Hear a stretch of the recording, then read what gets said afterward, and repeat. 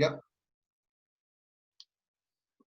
Good evening, everybody. My name's Ian Edmondson. At the bottom here on the screen, we've got Chris Selby, and at the top left, we've got the mighty Don Powell. This is our second session of questions and answers with Don. We're very grateful to him for doing it. The period we'd like to cover this evening is the Kim Fowley period through to Fontana. Just before we started recording, I showed Don this book because he mentioned recently about Bobby Elliott from the Hollies. I managed to snag a signed copy, and I was showing this to Don, and Don wanted to say a little bit about the Hollies, so off you go, Don.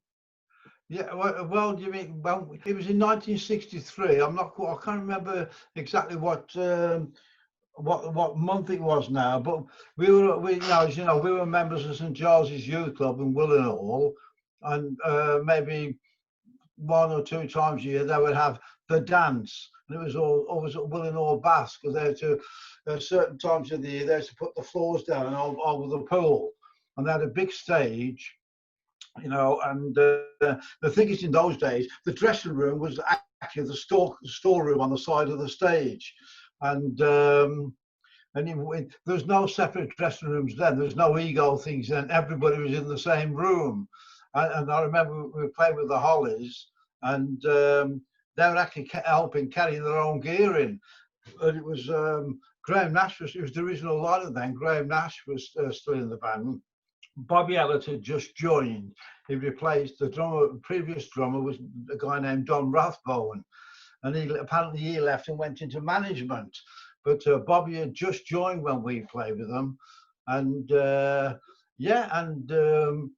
now they were great. I mean, Bobby was still is one of my favourite drummers, and like I said, Graham Nash was still with them then, and it was a great band. Really was a great band, and that was it. It was like we learned a, well, I did. I learned a lot from Bobby Elliott. He was a great drummer to watch.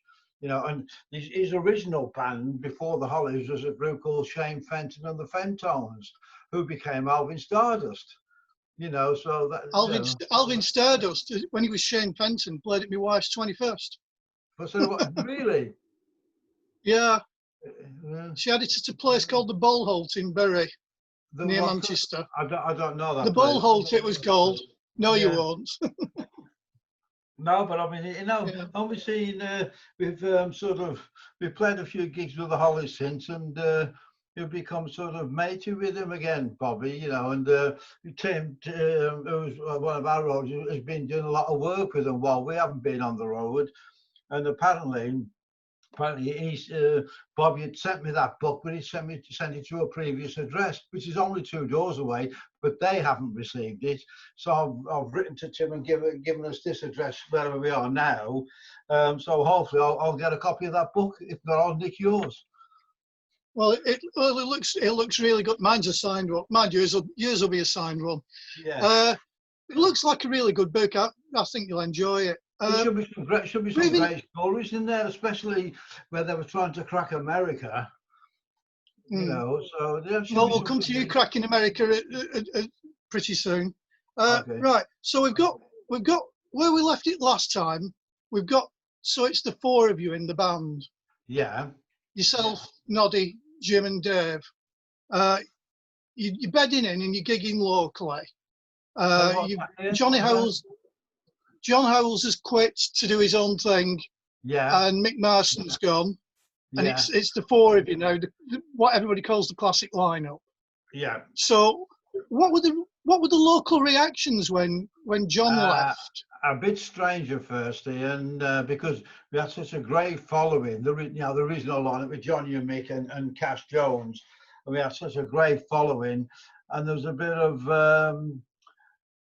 animosity about it, about the new lineup or Johnny and Mick going, and it took quite a few months to sort of pull them round.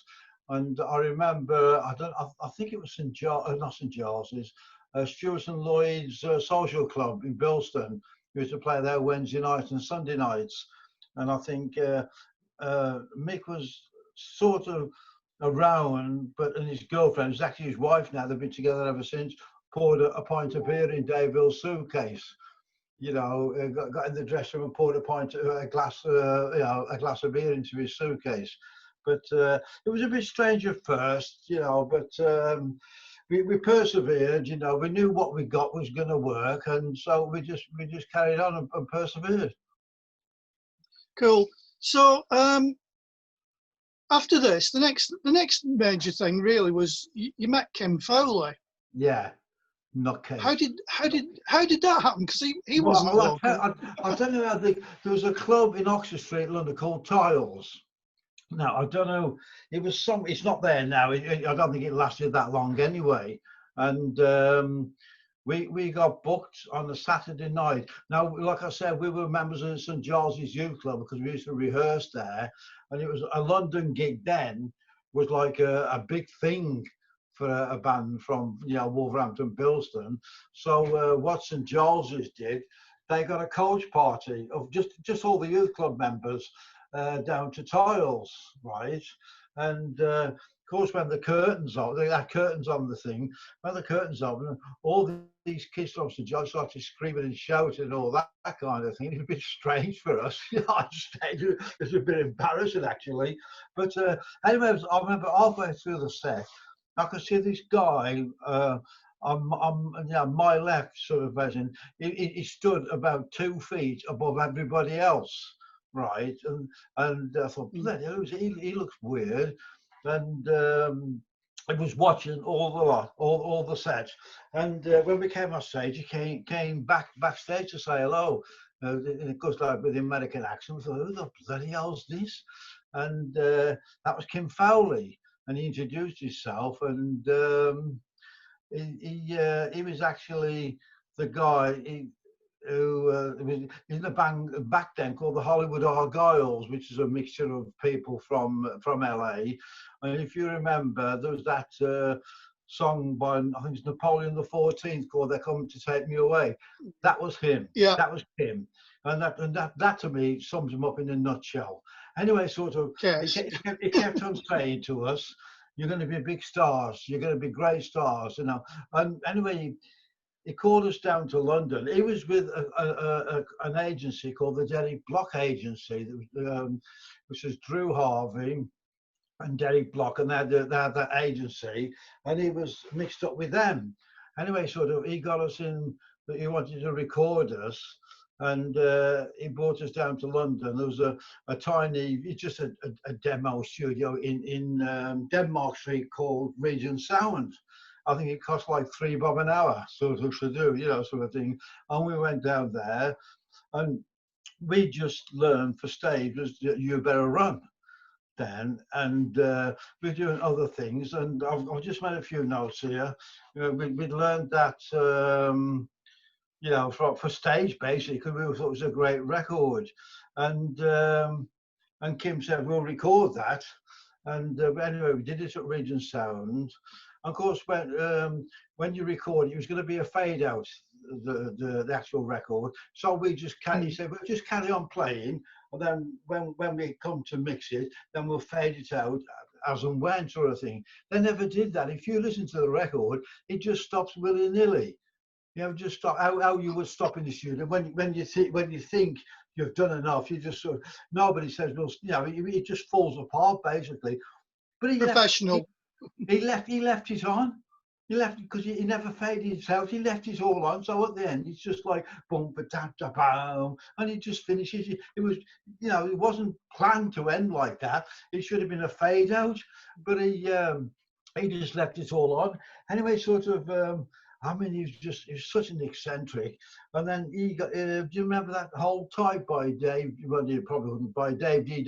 He got us to record that. Yeah. You know, and he said, this could be a #1 in America. You know, and we actually recorded that as well. And then I've got notes about things like that. And you did security with him as well, didn't you? Security, an Otis Redding song. Don't know how that came about. He just came up with these songs because he had a weird mind. He had a great mind of what could be a hit, and that was like an Otis Redding song, "Security." The weird thing about security. Go on. Go on, Chris. Was security part of your act at all? Not then. It only went through Kim. We learnt it because he had this thing about certain songs, and that they could be hits, and security was one of them. So you learned it on the day in the recording studio? We had a few days sort of thing to sort of knock it up and all that kind of thing. And then for the B side of You Better Run was Evil Witchman, which we just sort of made it up. He came with the title Evil Witchman. He was like such an eccentric, Chris. He was great to be with. We never met anybody like him. And then you mentioned, Ian, about Nod laughing. Was it Ugly Girl? Yeah, because the whole thing sounds like it's a jam.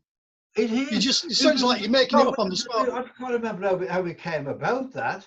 And of course, Kim was doing his weird thing, and that's what Nod was killing himself laughing at Kim. Because he's such an eccentric. Kim was.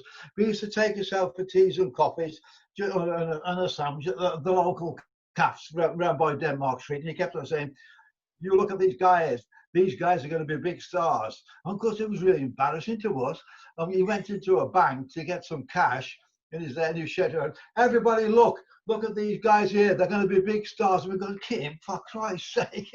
And it was great like that. But and then I don't know how it came about, but they got us a deal on Columbia Records, which was incredible, really. And we still withdrew our Derek Block, but nothing ever came of it, really. I mean, it sold well in Wolverhampton. We kept Green Grass of Home by Tom Jones off the number in Wolverhampton, although it was #1 in the national charts, it was just great. It was a great thing. I was sort of, I mean, we had as it was then, I don't know whether they still do it on Luxembourg, the power play, where it's played like about every 15 minutes sort of thing. And that was like back then, it was called the power play. And I don't know, and we got that. That was like he was on Luxembourg. I mean, that was a great thing. That was. He was on every 15 minutes for about a week, sort of like that. I'm sure everybody got bloody pissed off with it, But it was a great thing. And like I said, he went to, I think in the national charts he went there. I think he went to about number 45, I think. Which then, I mean, but now that would be incredible, But then it was sort of like it was only basically a top 30 there, but it was a great thing. We were actually in the music papers at that time. They used to print a top 50, and of course it was there. Yeah, it was there in the charts. It was I think that went to number 45, which is incredible, really. It got to number one. It got to number 1 locally because it was the Cliff and Halifax chart. Yeah, Cliff and Halifax was there for 6 weeks. And Carol Williams used to go and buy lots of copies for the fan club. We did a signing on the Saturday morning. It was released on the Friday, and we did a record sign on the Saturday morning. Cliff and Halifax. I mean, great days. I mean, very exciting. Really, really good. Yeah, and the thing is, I must come round to it. I've got a note here. Because Robert Plant, we listened. It was them. We always used to play the same pubs and clubs. He released the same song. I mean, he's just a great person. He had brass, he had augmented brass on it and everything. But that was a total fluke. That he didn't know we were doing it. We had no idea he was doing it. And I think it came out about a week or two after ours. I think ours came out the beginning of December '66, and I think it came out about a week or 2 weeks after. But what a coincidence! We got Robert Plant and us basically from the same town, more or less. Releasing the same bloody song. It was the same housing estate with Robert and Noddy, because it was the same housing estate, wasn't it, with Robert and Noddy? Yeah. Off the Beachdale. Yeah, Beachdale. Literally within feet of each other. Yeah, and 3 men in the boat. And Planty's early listen was the couple of guys that was in Nod's band originally as well. The Memphis Cutouts or the Rocking Phantoms, and a couple of those guys were in Planty's original band. But I mean, Planty was such an eccentric. he used to walk around Birmingham with banners saying "Legalise pot," you know, all that kind of stuff. Yes. He was doing the same thing then. He just anything for publicity, you know. But yeah, all these tracks, Don, all these tracks that we're talking about that you did with Kim Fowley, they turned up later, years later. Yeah, I on know. that. I know. Yep. I know. It's amazing, isn't it? I don't know. I don't know It's a who remarkable actually, piece of work. I don't know who managed to get the rights to those. Yeah, it's incredible. It was really. a guy from Knaresborough called John Haxby. Oh, that's right. Who's Yeah. interviewed. He's interviewed Jim Lee and he's interviewed Noddy Holder since. And I think there was a hoo-ha when it came out. I don't think people were very pleased with it. Well, I think it was like where the bloody hell you get the rights to them. That's what it was really, Ian. How did you get the rights to these songs? That was what it was more than anything. You know, sort of, because I mean, we thought that was it. You know, sort of thing. You know, we thought, you know, it's just amazing how that sort of came about. Yeah, I mean, I talked to him. He's passed on now, unfortunately. But he told me about the process of doing it. He licensed all the tracks very carefully, so he did a nice job on it. It's a remarkable piece of work. There's one track on it called "Need." I don't know that one. Nobody knows. Yeah, nobody knows who wrote it or anything much about it. It's definitely you. No, I'll have to hear it again. Yeah, I must have I'm sure I've got a copy of that somewhere. I've got to have a look. But I've got a Slade box, you know, so I'm gonna have to go all through those CDs and have a look, you know, sort of thing. But there's after because when we came, like I said about with Drew Harvey and Derek Block, that they sort of took us on and.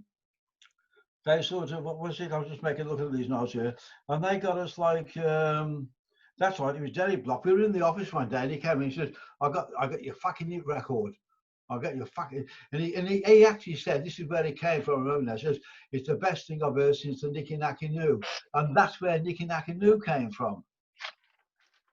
Have you got that? Yeah, I mean that. And we were.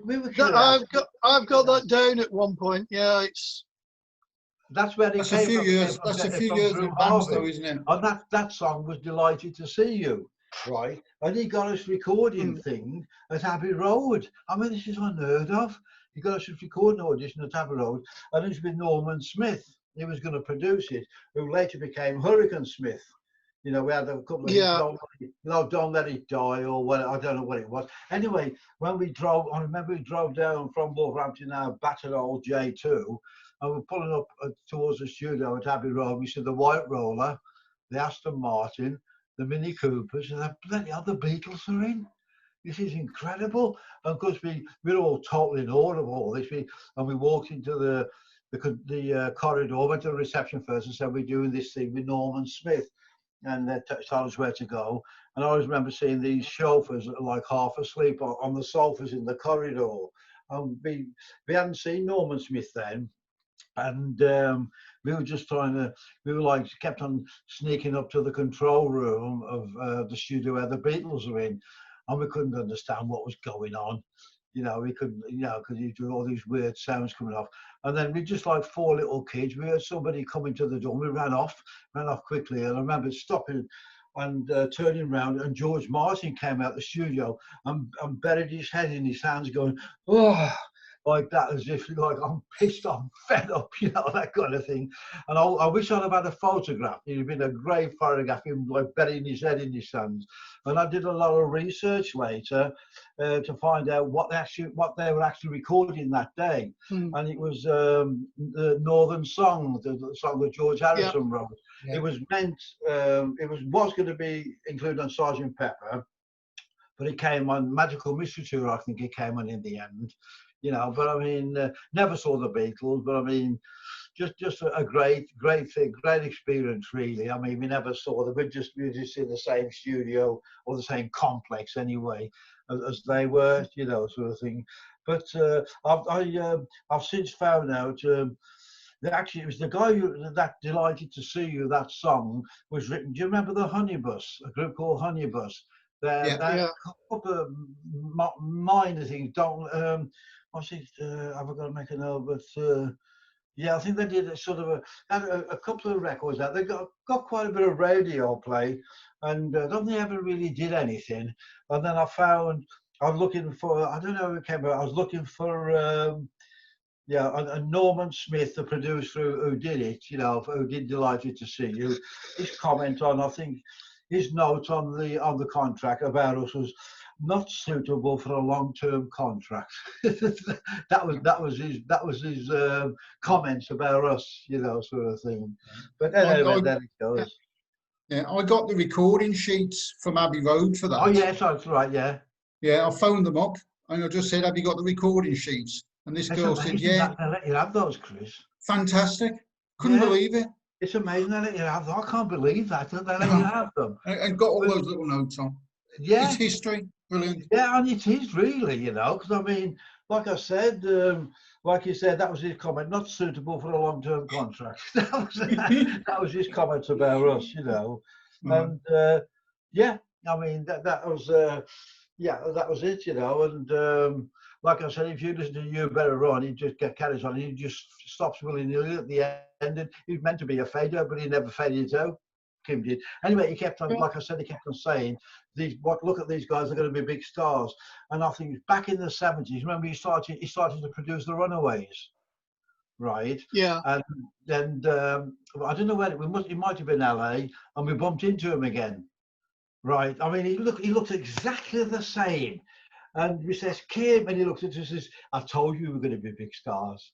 I mean, he was great. I mean, he's such an eccentric, but he was great. I mean, he opened our eyes to a lot of things, you know, sort of thing. His dad, do you remember like a cowboy program thing called Wagon Train? Yeah. Yeah. Well, his dad, Douglas Fowley, was the doctor on Wagon Train. That's it, Douglas Fowley. That's his dad, you know. But yeah, but he was a great guy. He opened our eyes to a lot of things. I mean, we learned a lot from him. And I mean, like you said, you can hear Nod killing himself laughing on that Ugly Girl track. It's because like Kim was doing all these bloody weird antics at the microphone and Nod couldn't stop laughing. After the recording session, when you got back, did you keep any of the songs in your set? No. The only thing we kept was You Better Run, which we were playing anyway. I think we might have played Evil Witchman a few times. Yeah, you didn't do Hold Tight? No. The only time we did Hold Tight was when we went to Germany in '66 when we formed. We went to Kiel.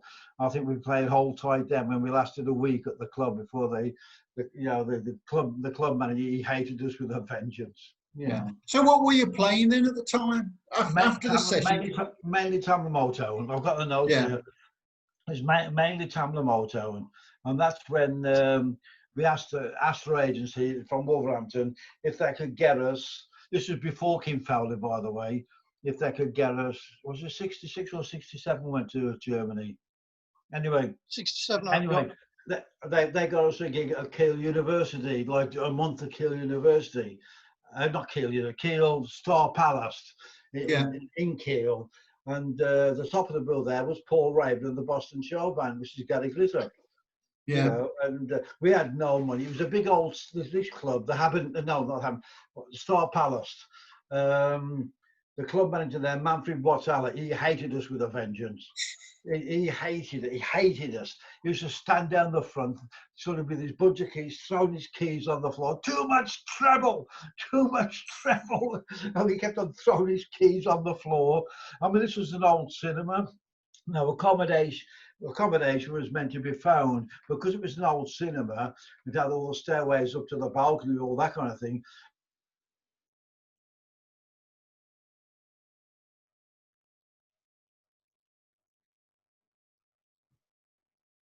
Don's gone quiet. He's frozen. He wouldn't give us any money. That's why we only lasted about a week. And it was like Paul Raven, Gary Glitter, who used to take us out and buy us coffee and sausage and bread and something like that, you know. But yeah. Well, that's right. Right. And, yeah. So after you were all international in Germany, you went all international in the Bahamas. Oh, that was an experience, I tell you. Can you imagine that? I mean, we were still with Astra, and they had this, I think it's either a letter or a telegram, as it would have been then. And it was about this kid, this bloke, he used to come and watch us in St. Giles's, right, in Willenhall. And he was living in the Bahamas because he was out there with his sister. His sister was married to a Bohemian, you know, and he was out there living. And he saw this opening at the club, you know, and he said, obviously, I know this band from England. And he got this guy, this rich American, to finance it in the sense of like paying for our air flights out there, you know, sort of thing. Now, none of us had ever been on a plane before. You know, I think that's the very first time we'd ever flown. And the equipment we had then was 2 AC-30s. Jim had an 18-inch Marshall cab, and I had my Ludwig kit. That all went out, sort of excess baggage. We took it all with us. It's amazing. We took it, I always remember that it was on a Sunday. The flight was. It was about, I'll tell you what it was. It was about May the 19th and 68, was it? It was on a Sunday, right? And yeah, all the equipment, it went to excess baggage, and it's all been paid for by this businessman in the Bahamas, who this Ken Mallin had made a contact with, and obviously I promised him a big turnout, you know, turnout when he said they're going to be massive over here, whatever. He said obviously you promised him he'd get his money back, no problem.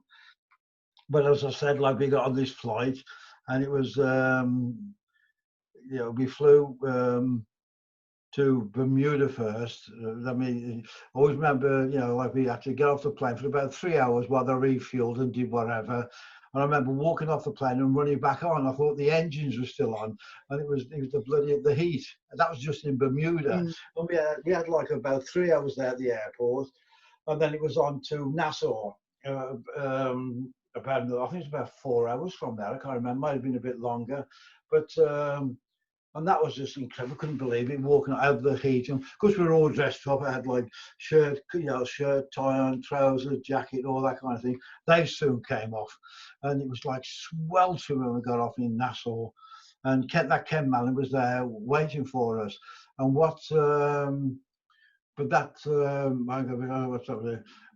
then we had from Nassau. I mean, just unbelievable. You know, what we could see was just like clear blue skies, never seen anything like it, all the palm trees.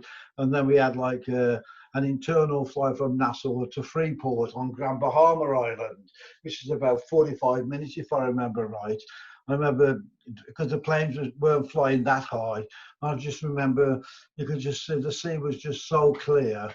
And you could see the manta rays and the sharks and things in the water just flying over. And then we got to Freeport, and Ken was there with us, and we got a couple of taxis, and we were booked in the Sheraton Oceanus, you know, Sheraton Hotel in Freeport. We'd never been in a hotel before. This is unbelievable. It was right on the end of this like peninsula in Grand Bahama, and we're on the ground floor rooms. Was it me and Jim shared a room? Was it? No, it was me and H. Me and H shared a room, but the next door was not in Jim, but it was adjoining. You got adjoining door, so that was open all the time. And we had these patio doors which opened out onto this big lagoon, and where the rich people had the yacht. Sean Connery's yacht was there, and Frank Sinatra's yacht was there. Because if you remember right, I think Sean Connery still lives out there. It's totally tax-free in the Bahamas. It's tax-free, you know. And anyway, we'd never seen anything like this. We couldn't believe it. And I mean, just like 4 kids. And he said, "Oh, bloody hell!" Anyway, sort of, we'd never been in the hotel before. Anyway, we did all that, you know. And Ken says, "I'll come back tonight. I'll leave you have a sleep or relax," he says, "and I'll come and pick you up tonight. We'll go out for something to eat." And he said, "If you want anything, just order room service." And we said, "What's room service?" Yeah, we didn't know what room service. We never did about room. He said, "Well, just or there's the menus in the rooms, pick up, or pick up the phone, order what you want, and they'll bring it to the room. And we go, but we don't have to go and get it. No, they'll bring it to the room, and he said, and just sign it on the room. But don't we have to pay for it? They'll just go on the room, And of course, we ordered these things. They came down with bloody trolleys, with this food that we'd ordered, so we couldn't believe this.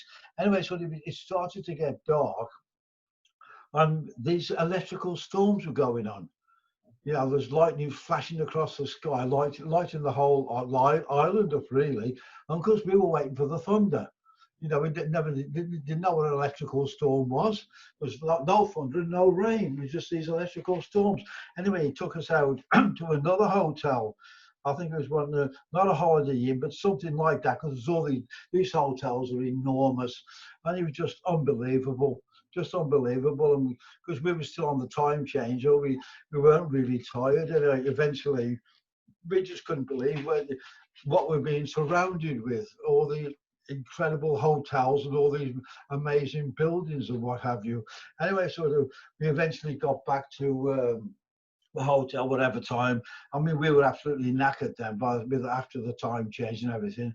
I mean, more or less went straight to bed. He says, "I'll pick you up tomorrow," which is a Sunday, I think it was. But anyway, so I'll pick you up tomorrow and we'll get all the equipment to the club. We get like an estate car sort of thing. And because like I said, we only had tiny equipment then. And I remember driving to the club. All of a sudden, all the luxury things started to disappear. We're going somewhere else on the island. And it got a bit sort of derelict sort of thing. I thought, bloody hell, what's happening now? And we're going down, and I remember going down the street, and we saw this club. It looked like a village hall type place, and it looked a bit of a dump. And we thought, well, we don't care. We're bloody hell, Christ's sake, we're in the Bahamas. We're going to have a great time, And there's all these Bohemians there, all stoned out their brains, smoking massive joints out of the club. It was like nothing.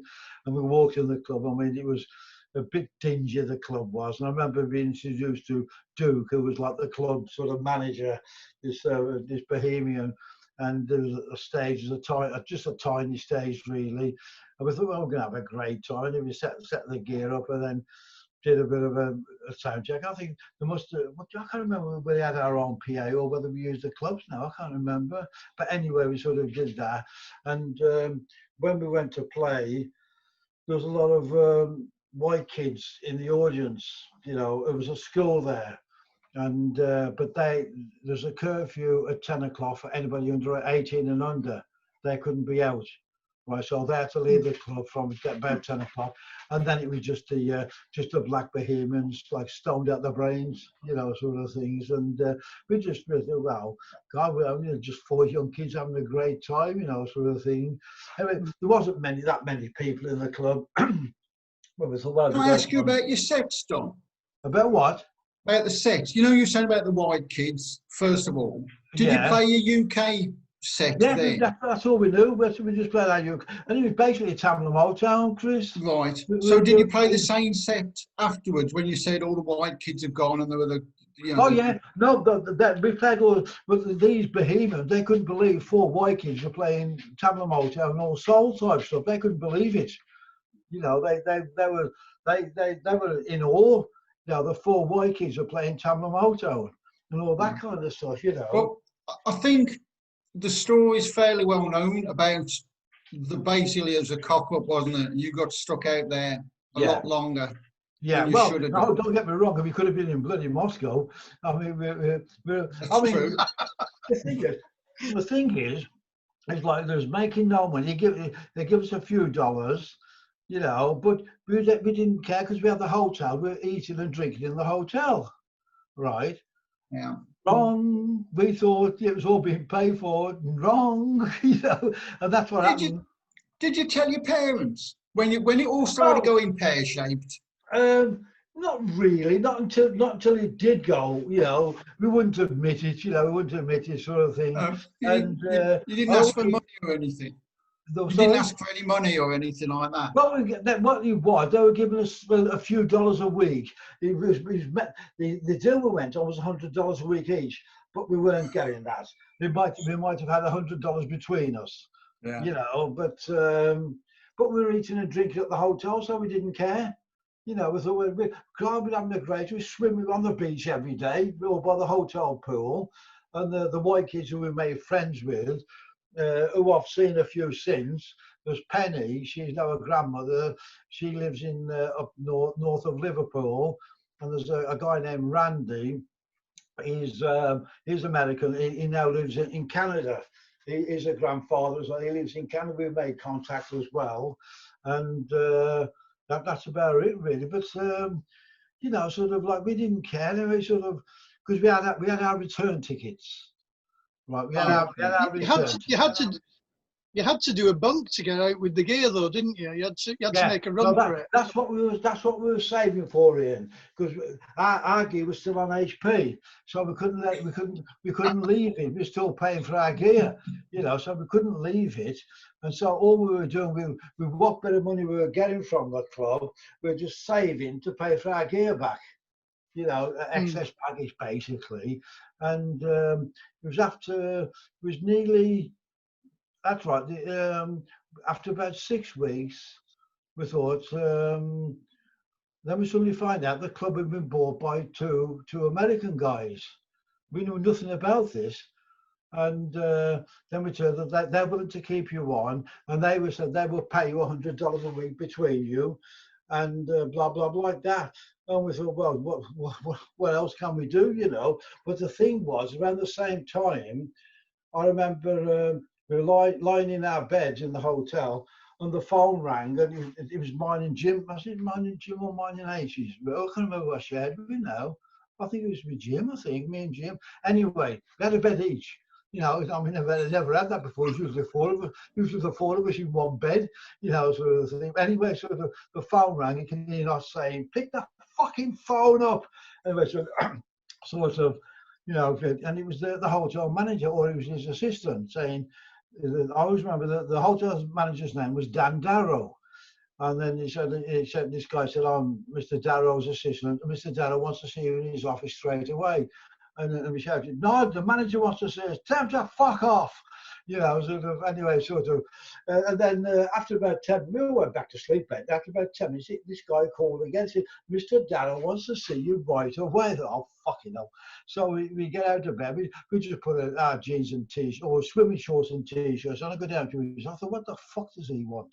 And we go down, we sit in his office, and he's sort of, and he's there, and he said, well, listen, him and his assistant, he says, listen, he says, you've been here for 6 weeks now, living like kings. When am I going to get some money? And of course, then you feel the blood drain from you. You know, what? And he said, you know, like I said, you've been here for 6 weeks. When am I going to get some money? I thought, well, we're under the impression that it's all being paid for, because the club's not making any money as far as us getting paid, you know. But the deal was, we came across the hotel and everything being found. He says, I know nothing about that. You know, because then you feel the blood drain from you. And we said, well, what's the bill? Because remember, we've been there 6 weeks, living like kings, just on room service. And it's about this moment in time, it's about 35 grand. Of course, we just burst out laughing. He said, it ain't funny. He said, well, geez, we got no money. We've got nothing.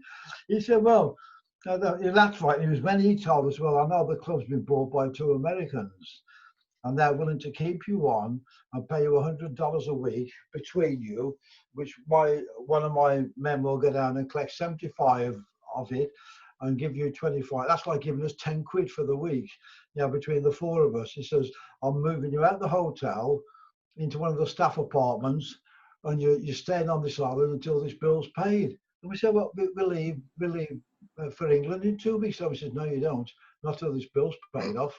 I was like, yeah, you really feel now. You really feel on your own then. You really feel isolated then.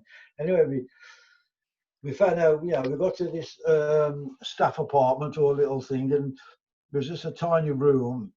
We put 4 camp beds in the rooms, a tiny kitchen. It was like a little bedsit, really, for like, you know, for one of their staff.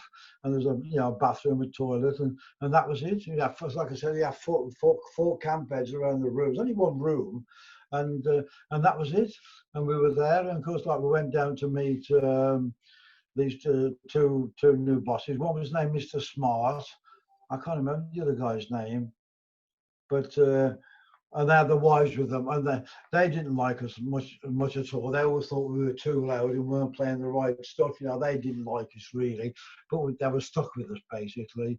And I always remember they started to bring acts over from Miami. It was like a fight. Well, there's a guy who was already on the island and got a guy named Prince Bardou. His real name was Sid, right? And he was a black guy. He used to do like fire dancing and limbo dancing and sort of stuff like that. And there was Eric Roker, who was like the MC at the club, great piano player, got a great voice, but he was like always stoned out of his brain or pissed, you know, that kind of thing. And then this guy, Mr. Smart and his partner, were bringing these acts over from Miami. On the one weekend, he had William Bell. Remember, he had that private number with Judy Clay. Yeah. He wasn't really that known then, but he had a fantastic band. Great band, a great guitarist, and apparently Hendrix really rated his guitarist. And they were great band. He wasn't doing things in like private number then, you know, because he did that with Judy Clay, I think. But they were great, and but otherwise they had three girl singers, like a Supremes type thing called the Twans. And the thing is, this club was like really falling apart. They used to come on stage. We used to like play just like soul stuff and stuff like that. And I remember one of them, they came through in the high heels, and the stage gave way, and a hill went right through the stage. And now that's how dilapidated the club was getting. And then other people, they never had a drummer. So I used to be on stage at 8 o'clock at night till 4 in the morning without a break, Friday, Saturday and Sunday. No extra money. I used to be asleep on my kit like this. And then whoever went off stage, you know, so it was the Twans, and then the others would come on and knock me, say, come on, it's our turn now. And I go, shit, you know. So I'd never had a break, or Friday, Saturday, Sunday, I never had a break. So when you got the chance, when they decided they were doing the club up, and you managed to get your gear out, and you managed to get your gear on that plane. Yeah. Was it a relief? Yeah. Was it a huge relief to you to be able to go home? Because you were living the dream out there, in a way. Yeah. But at the same time, you were like captive. Well, we were living the dream, and then all of a sudden, when we suddenly realised we had the money to get back home, we thought, yes, we've got to make the move. But then we thought, how are we going to get our gear out of the club? They're going to find out, you know, why, you know. But it was just like a brilliant stroke of luck. The two guys said, we're closing the club for the week. We're going to redecorate. Want all your gear out of the club. Now it's just about saved enough money for our gear to get, you know, it was a few $100, whatever it was, and it wasn't a lot, but I mean, so we had to save it up. It was a few $100.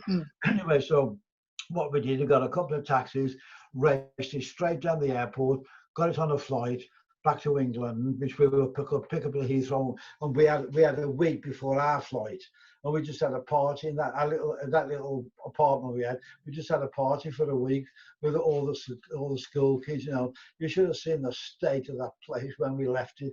But I remember we flew out on a Sunday evening. Now, what the same thing happened again? We had to fly from Freeport to Nassau to get our flight back to London. Now, all the inter-island flights are like it's like a bus route. Every 45 minutes, really, you get a plane going to Nassau.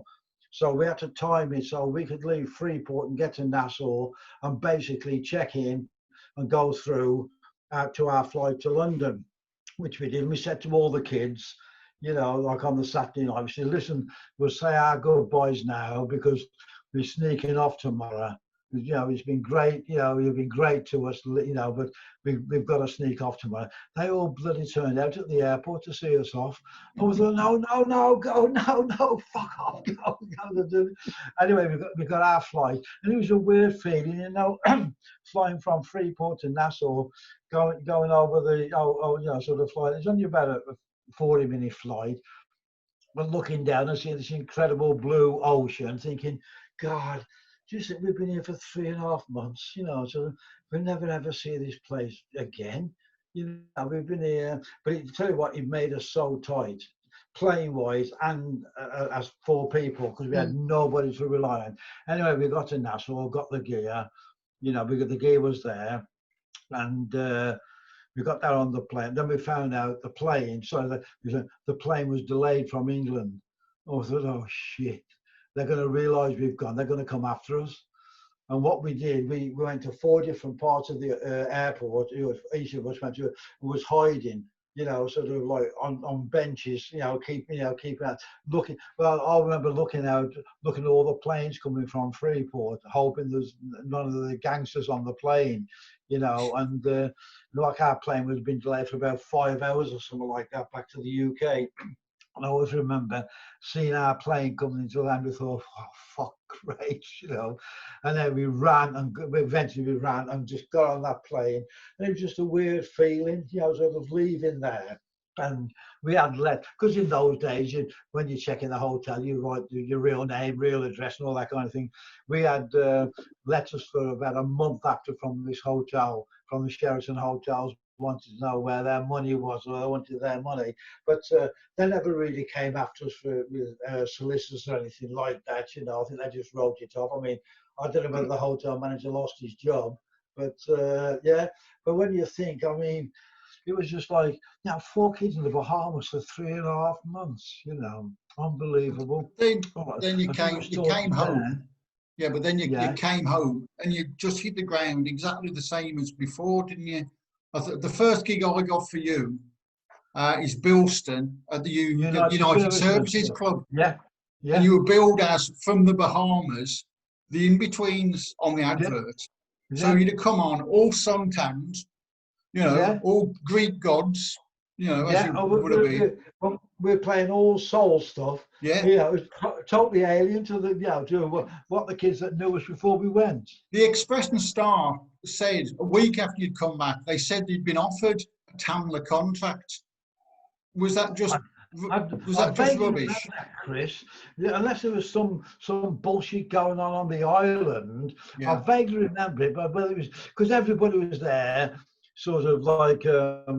Always offering you this and offering you that and all that kind of thing. Because if you remember, I was reading up about the Bahamas. It was the mafia, the American mafia, that opened the Bahamas up because that's where they could launder their money to.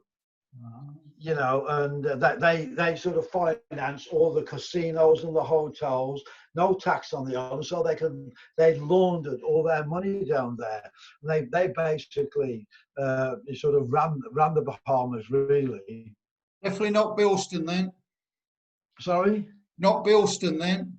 Not Bilston, no, but we were playing so fast, or like from after being in the Bahamas, all like soul stuff and all that kind of thing. But I'll tell you what it was then. When we decided to come back to England, or when we had to come back to England, we thought, I mean, Astra made no attempt to help us. We used to write to them. We wrote then. We couldn't afford a telephone call, or there's no emails, nothing like that. So it was just a normal letter. And they made no attempt. He said, we're up shit street. We've got no money. We've got this massive hotel bill over our heads. And they made no attempt to help us. None whatsoever. And that's when we decided we were going to leave them. And then they formed with Roger Allen and Astra, and it was called Astra Allen Agency then. And this is how much they thought of us. They never even had a contract with us. We were signed with Astra, but when Astra Allen came, they signed everybody else, like the Montanas, the Californians, all people like that. They never even came to us with a contract. We always said at the time, me and us said, let's not tell them. Let's just keep that under our belt. You never know when it might be worked to our advantage. Have the agency thing, you couldn't be associated with it. So that's what it's called, a Anita Anderson agency. And they agreed to take us on. And then we said to Astra, we're leaving you, so you can't leave it. You can't leave, we've got you under contract. And we said, well, let's see the contract. Which we knew they hadn't got because they never bothered with us. Anyway, they said, well, we can't find you just like that. But I said, well, we'll come back in a few days and you can show us then. And they hadn't got one. They would talk about egg on the faces, and we just walked away and went with Anita Anderson. But what I meant to say, in the Bahamas, that's when we first heard Born to Be Wild by Steppenwolf song, because we never heard American radio like that, and it was unbelievable. It was Born to Be Wild and Journey to the Century of Mind by Amboy Dukes, which is on the Beginnings album. You know, when I never realised at the time, but Ted Nugent was in the Amboy Dukes. Yeah, he was. Yeah. Born, I've got to disappear, so I'll say good night. I'm going to disappear. It's been fantastic talking to you as ever. I'll see you whenever, mate. All right. I think so. See you, Ian. Talk later, mate. Me and Ian will just carry on. Okay, mate. Take care. Yeah. Take care. Okay. Yeah, like I said, Kim Fowley wanted to read Hold Tight, you know, the one that Dave D's like recorded. He thought it'd be a big hit in America. Nothing ever happened, you know, that kind of thing. But that's it, you know. And yeah, but I mean, where are we now? Because I mean, I've got a thing. You know, but who did you met? That producer, but his name was Irving Martin, I thought. Irving Martin, right? Okay. Yeah. Yeah, you did 2 demos with him, Journey to the Century of Mind and Mad Dog Cole. Really? I don't remember. I remember him, but I don't think nothing ever came of it. Ah, right. I'd got a note that there were 2 demos made. The next thing that happened was you found Jack Baverstock, really. How did that happen? Well, I can't remember. I don't know if it was Roger Allen who got us like the audition. You know, no, we need to Anderson then, you know, Nita and Andy, and we went down to Fontana Studios in Stanhope Place, you know, is it Stanhope Place? Right on Marble Arch, basically. And and Jack Baverstock, who was the head of the company, he put us in his studio, and there's the engineer there was Roger Wake. You know, and he was great at Roger. I mean, we didn't write our own songs yet. So basically, at the Beginnings album, it was our stage show at the time. There's a couple of things that we knocked up in the studio. Nod and Jim had written "Pity the Mother," but the other stuff like "Mad Dog Cole" and all stuff like that was all knocked up in the studio, Ian. We just knocked. But like I remember, Jack Baverstock, he really believed in us, Ian. And he says, we're still with Nita and Andy then. And he says, you need London management. He said, you need somebody down here to look after you. He said, you're never going to get anywhere with anybody, you know, like a provincial agency or a, you know, things like that. And at that time, he said, well, we don't know anybody. You know, he said, and he said, which we didn't. We hadn't got a clue about London. He said, well, let me put the feelers out. And I remember, like I said, we did Beginnings album in a week. Because remember, it was our stage show at the time, so we could just rattle the songs off. And it was in a week anyway. I remember one of the days after Jack Baverstock mentioned about putting the feelers out for us, I remember seeing Chaz in the control room, and he was with a mate of his. And I was going, bloody hell, I was mouthing to the others, it's Chaz Chandler. Chaz Chandler's up there, you know, and he was great, and he says, I'd like to sort of have a meeting with you, and he gave us the address of his office, which is in Brook Street, you know, and this is about a week or so after we finished recording the album, and we'd done it, and we just left it then to Roger Wake to mix, because we didn't know much about recording then and all that kind of thing, you know, so anyway, we went down to Chaz. He had an office with a guy named, there was the Gunnell brothers, Rick and John Gunnell. And in the 60s, they used to have all the clubs in London. They looked after Georgie Fame, Zoot Money, Alexis Corner, all people like that, you know, and they had all these clubs around London. And Chaz, well, as we learned, Chaz was forming a partnership with John Gunnell, the younger brother. And they had an office in Robert Stigwood's, which was like the place at the time. I remember he had number 67 and 69 Brook Street, which was like enormous buildings, you know. He had the 2 of them. Basically, the Bee Gees were his baby. They were the biggest thing then. I remember sitting in the reception, and remember seeing Maurice Gibbs straggling around, pissed out of his brains, sort of. They had a small studio in the basement, apparently, like for doing demos, and he was just pissed out of his brains. And we had the meeting with Chaz. Chris showed me a cutting the other day, and it was saying, Chris showed me a press cutting the other day from the Express and Star, I think it was, and he was saying that the Bee Gees were writing a song for you. Yeah, I don't know where that came from. I think that must have been a bit of a publicity thing because of being in the same office and everything. We used to play a song called "I Can't See Nobody" by the Bee Gees, but that was just pure coincidence. It was just pure, that was just pure coincidence. And I think that was a bit of publicity because of being in the Robert Stigwood organisation. And anyway, sort of, you know, as I said, we met Chaz, and he said about we said, well, we're under contract to Neither Anderson Agency, and he had all the details off us, and these things went on, and apparently Neither and Andy went down to London to meet Chaz and John, and anyway, that was it. And then after about a week, we went to Neither and Andy's office, and they said, listen, we've realised we can't do much for you these days. I think you're better off going to London with these people, Chas Chandler and John Gunnell. We think that'd be the best thing for you, you know. We thought, that's really nice of them to do that. We found out later that Chas had paid them 400 quid for our contract. Because I remember Chas said it was... But that was a bargain, wasn't it? What was that? That was a bargain, wasn't it?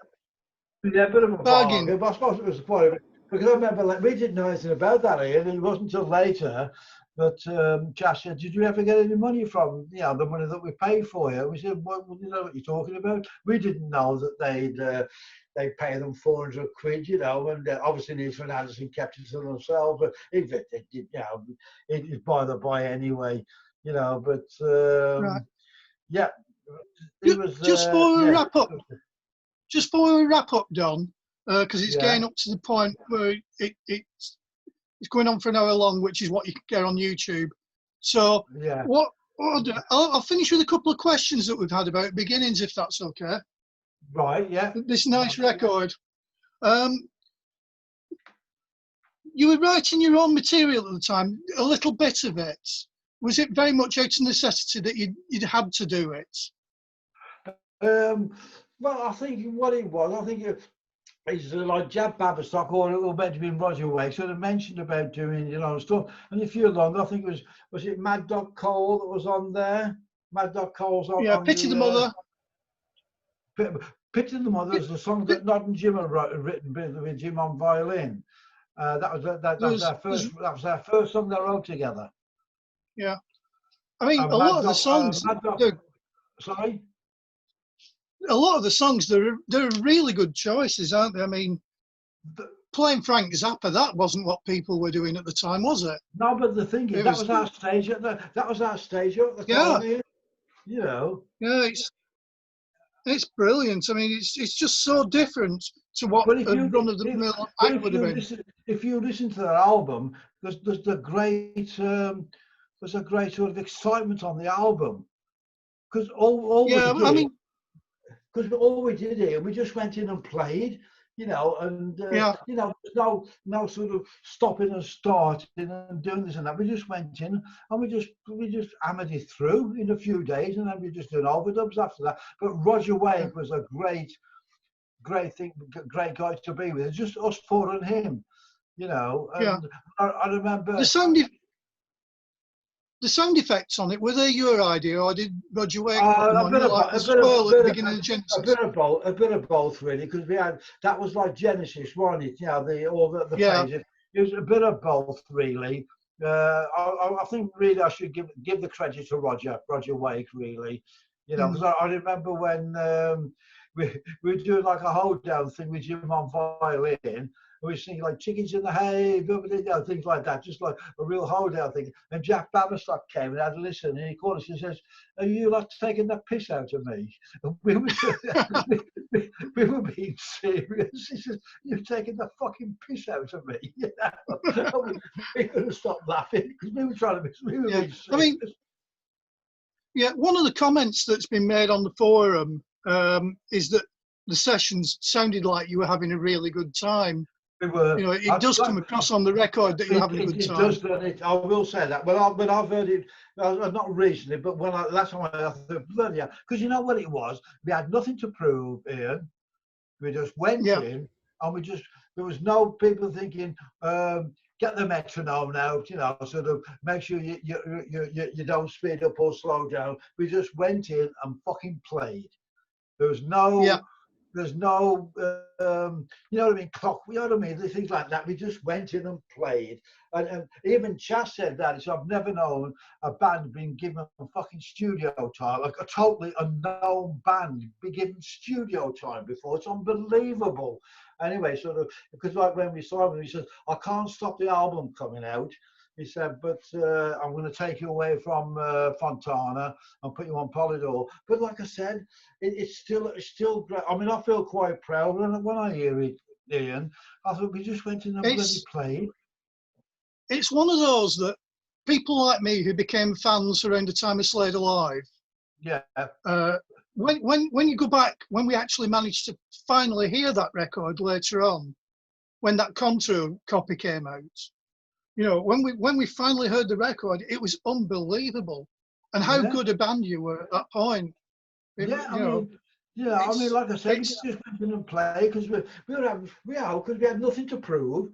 You know, we false scumbags, be given this chance in the studio, and we just went in and played, and there was no clock watching, nothing. We worked, say, normally from 12 o'clock till 6 or 7 or 8 o'clock, and that was it, and then we'd stop. And then we could go out and have a Chinese, and we all stayed at a crap hole down in Shepherd's Bush, all the four of us in one room. You know, it was the Grantley or something like that, one of those places. But yeah, you know, it was. I'm just looking at some more notes here, and yeah,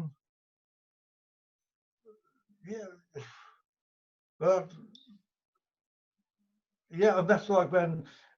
Chapter found that song "While Winds Are Blowing," you know, sort of thing. Yeah, I mean, we'll finish with this because this is a good place to wrap up because you just started getting singles out on the beginnings album. Yeah, there's beginnings. You had Genesis and Roachsteady out first, then Beginnings came out, and then you got While Winds Are Blowing as your next single, which. I mean, that's a very different record as well, isn't it? It's a very different song. Yeah. While Winds Are Blowing. I think it was Chas came up with that song for us. We didn't particularly like it, to tell you the truth, but we thought, well, we're not going to ruin our chances with somebody like Chas Chandler, you know, but also like the Robert Stigwood office behind us, for Christ's sake. We're not going to ruin our chances. So we recorded it. We didn't particularly like it, you know, we weren't particularly, but it actually, if you see, like you just showed, that came out on Fontana because we're still under contract and nothing Chas could do, you know, we're still under the contract with them. Did Chas like the Beginnings album very much? I mean, obviously, it was well played, but was it what he wanted from you? Well, he could see, Chas had a great sort of ear and an eye, and he could see that the potential that we had. You know, he was great like that. He could see that we, you know, that we had got potential, but just needed sort of guiding in the, you know what I mean, in the right way, sort of thing. But and that's what he said. That's why I love him. He said, "I want to see you live, play live." And John Goodall owned a club called the Bag of Nails. Him and his brother on the Bag of Nails in just off New Bond Street. I want to see you down there. Yeah, and this club was on a bit of a disco type place, as they weren't in London then. But he came down and he did like what he saw, and that's when he's done about joining now. Because I remember, because like none of us had telephone. I'll just finish this off here. None of us had telephones then, and like they had the office in Robert Stigwood's, and they called us down, you know, and they said, none of us had telephones, and they said, well, we'll put a telephone in one of your houses, and it was decided that Jim would have the telephone. Right, he said, well, we'll arrange to put, you know, it's amazing, isn't it? We were all in order, always, bloody hell, you have a telephone put in, you know. And then I remember John Goodall saying, have they got telephones in Wolverhampton? He was just taking the piss, you know, just taking the piss. He said, have they got telephones? It's a different time, isn't it? it's a really different time, isn't it? Oh yeah. You know, when the telephone was a rare thing, you know, it was. Yeah, and Jim had one. And so when we was gigging, we did the rounds like there's only not an age could drive then, you know, and they should take in turns driving. And then we go round to Jim's house, and then Jim would say, "Well, I've had a call today, and there's so and so in the offing for us. We got a few more gigs, and we were getting between." I think between 20 and 30 quid a gig then, and then but they got us I think it was 2 gigs for 50 quid each. We thought, bloody hell, this is incredible, you know. But yeah, I mean, it's a great process of learning, which is I always laugh about, Ian, because like none of the young bands have been through any of that. You know, they've never been through any of that kind of stuff. You know, they're straight away with champagne in the dressing rooms and limousines. You know, sort of thing. Yeah, it's a different world for anybody kicking off now. Yeah. I mean, somebody like myself, I started playing listening to you lot. You know, I learned playing along to Slade and Slade Alive. Yeah. And it was just like, you know, I make 3 nights a week now when we've not got coronavirus. And these bands who come through the television and various things like that, or become stars through YouTube videos, they've never set foot on a stage. No, it's a very different process. They ain't got a clue. I'll tell you what, it's amazing. But I don't know who it was now. It was in Aerosmith, actually. I always remember this. It was in America. They didn't like us anyway, and I didn't like them. Now, I'll just tell this quick story, how it came about. Yeah. JJ was our monitor guy at the time, and I think it was either Steve Tyler's wife or Joe Perry's wife was on the stage, like on a little plate next to him, and he kept on saying to her, "Can you move? I'm working. Can you just move out of the way?" He didn't know who she was. He said, I'm trying to work here. Can you just move back a bit? Anyway, she wouldn't. So he grabbed her and threw her off the stage, right? And of course, that was it. That was the end then. And we never got a sound check after that, you know, and yeah, blah, blah, blah. And all the power kept on going off and all that kind of thing, you know. So I haven't got fond memories of Aerosmith. But I mean... Whatever happened to Aerosmith? Well, whatever happened to them? I never rated them anyway. A lot of people did, but it wasn't because of what happened. I never really rated them anyway, you know. But anyway, there's lots of stories that can come out. If you just sort of give me a list of questions like you've done, you know, and I can... Please to do so, Dom. And it's great because then I can do all the research as well, you know. But go back a bit, Magic. You know, sort of thing. But yeah, talking about that Irving Martin, I know he produced the Californians, you know, from Wolverhampton, the Beach Boys type band, and there's a group called Sight and Sound. I don't know what happened to them. I couldn't, nothing ever happened. I'm trying to find out where he is now, Irving Martin. There's no sign of him anywhere on the internet. There's nothing, you know. So, but I don't know, whatever. But yeah, I mean. Like I said, we actually did Top of the Pops while winds are blowing. You know. Yeah. I remember that. We did Top of the Pops. You did it with Shape of Things to Come as well, didn't you? Yeah, that's right. Yeah, I forgot about that. And then I always remember there was the lady who was the TV promotion lady at Robert Stick was her name was Ruby. It's either Beard or Bard. But she got Top of the Pops for us, you know, and yeah, like I said, we did it with Shape of Things, and we did While Winds Are Blowing. We did quite a bit of promotion with While Winds Are Blowing, actually, but it never did anything. Well, next time we get talking, Dom, we'll have a go about all the BBC radio stuff as well that you did, you know, because that's a big subject. The live stuff. We'll get onto that. That was great fun as well. That was Ian. I'll tell you who was, do you remember that DJ Mike Harding? He did a few Top of the Pops, and it's not the comedian Mike Harding. He was an engineer at the BBC. But we'll leave that. You know, if you do a list of questions. Yeah, we'll come on to that next time. There's loads of great questions we can get for that. Yeah, he was a great engineer because I mean we used to do. How it's amazing. We got booked, you know, through Robert Stigler's organisation. Then you could record. We could record 5 songs in one afternoon, and they play each one each of the days, like Monday, Tuesday, Wednesday, Thursday, Friday. You know, and they own them, so they could put them on any other shows. Sometimes it'd be on 3 or 4 times a day. You know, sort of thing on you know, whoever was the DJ at the time, sort of thing. And we used to get paid, I think it's 48 quid for the afternoon sort of thing, or the evening. But Mike Harding, who was the engineer then, he did become a DJ for a short while. He did a few Top of the Pops, and then he just disappeared into obscurity. But he was great. He was a great rock engineer. You know, but no, you know, he was a good guy. But you get some more questions together, mate, and then give me like you did before. Give me notice, and I can do some research as well. You know, so Brilliant stuff for you. Magic. Thank you very much, Don. All right, mate. So I'll just wait to hear from you. All right, mate. Okay, thanks a lot. Take care, mate. Talk to you soon. Cheers. Bye for now.